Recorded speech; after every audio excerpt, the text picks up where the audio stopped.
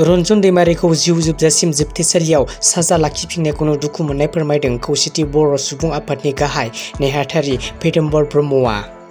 रन्जन दैमारिखौ उदां खालामनो बिटिआर सरकारनिफ्राय सुप्रिम कर्टसिम टेक आप खालामनो बिथांखि लाबाय बिटिआरनि गाहाय मावफुं सोद्रोमा प्रमद बर' बिथाङा। आसामनि केबिनेट मन्त्रि रन्जित दासआ सोमोनांथाव खोथा फोरमायदों। मन्त्रि रन्जित दासआ बुंदों दि भारतनि गुबुन गुबुन जायगानिख्रुइबो आसामावनो पेट्रलनि दामा खमसिन। भारतनि मोनस्नि जायगायाव सिलिन्डार आरो पेट्रलनि दामा जौसेनिख्रुइबो बारा।